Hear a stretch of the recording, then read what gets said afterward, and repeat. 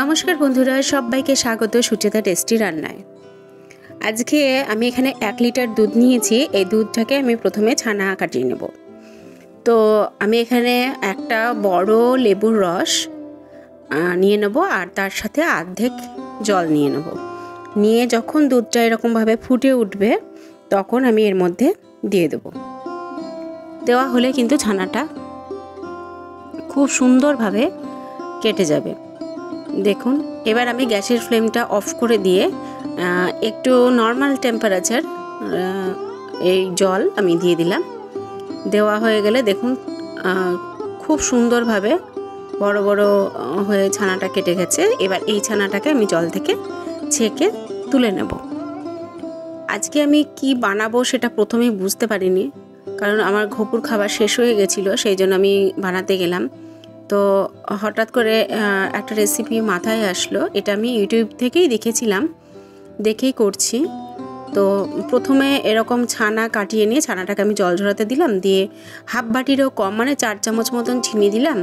দিয়ে ছানাটা যখন জল ঝরে যাবে তখন ছানাটার সাথে চিনিটা আমি একসাথে একটু মিক্সিতে ঘুরিয়ে নেব। তাহলে কি হবে, ছানাটা একটু মিহি হবে। আপনারা চাইলে হাত দিয়েও ডলে নিতে পারেন। এরপর আমি ঘপুরে একটা ছোট্ট কড়া আছে, এই কড়াইয়ের মধ্যে আমি ছানাটার চিনিটা দিয়ে দিলাম। দিয়ে এবার শুধু নেড়ে যেতে হবে যাতে পুরো জলটা শুকিয়ে যায়, তার জন্য। তো এটা ফুল ফ্যাট মিল্ক ছিল, তবুও আমি আর একটু ঘি দিলাম খেতে, তাহলে একটু বেশি ভালো হবে, টেস্টটা ভালো হবে সেই জন্য। আর একটু গোলমরিচ গুঁড়ো করে দিয়ে দিলাম, 5-6টা মতন গোলমরিচ একটু নোড়া দিয়ে গুঁড়ো করে নিলাম, নিয়ে দিয়ে দিলাম। আর আরেকটু আমি এলাচটা গুঁড়ো করলাম, এলাচ গুঁড়ো আমি একটু ছিটিয়ে দিলাম। তো আপনারা চাইলে এগুলো দিতেও পারেন বা নাও দিতে পারেন, ইচ্ছে হলে দেবেন। দেখুন অনেকটা কিন্তু শুকিয়ে এসেছে, শুকনো হয়ে গেছে জলটা। এই সময় আমি 1 প্যাকেট গুঁড়ো দুধ কেটে এর মধ্যে দিয়ে দিলাম। দিয়ে খুব ভালো করে মাখিয়ে নেব। মাখানো হয়ে গেলে আমি আরও 1 প্যাকেট গুঁড়ো দুধ এর মধ্যে দিয়ে দেব।